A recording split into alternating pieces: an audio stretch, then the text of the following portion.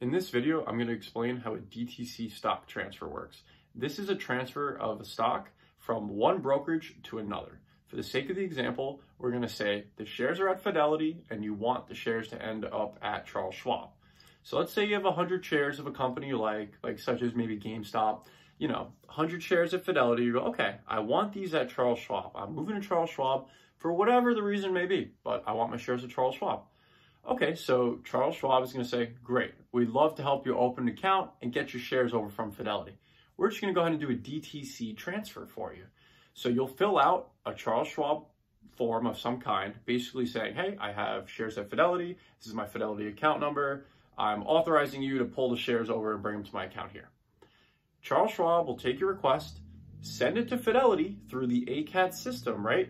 Which I'll get to in a minute. But what you need to know is that the DTC, first entity, National Securities Clearing Corporation. So the NSCC clears transfers of assets. So through the ACAT system, the NSCC is operating the ACAT system. The ACAT system allows brokers to quickly send shares back and forth with ease. You might think, well, how could they do that so quickly and easily? Something called the DTC. Remember I said the DTC's first entity is the NSCC?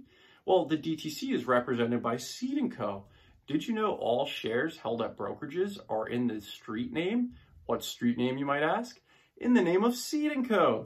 So if you need to move your shares from Fidelity over to Charles Schwab, Fidelity is going to go, okay, well, we're going to do a DTC transfer.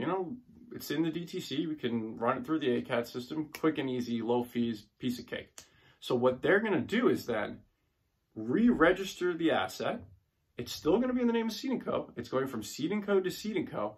But the brokerage ID will be changing. Each brokerage within the DTC has a unique ID. So the DTC has an IOU representing each share, and then each brokerage has an IOU that matches up with the DTC. So everybody's matching up with the DTC. The DTC is the depository trust company. It's supposed to be the central depository of shares.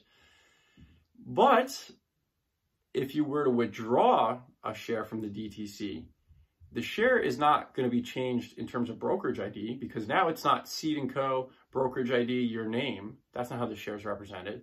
Now the shares can be in something called book name. Your share will not have to be registered to Seed & Co. anymore. It'll have to be re-registered to your government name, to your social security number. It'll be registered directly in your name. Whereas when your shares are at a brokerage, they're held for your benefit as a client. I want to be very clear that nothing in this video should be taken as financial advice. I'm only providing personal thoughts and opinions. And I really encourage everybody, like I said in the beginning of this video, to go look up all this information yourself. Facts don't lie. Have a good day.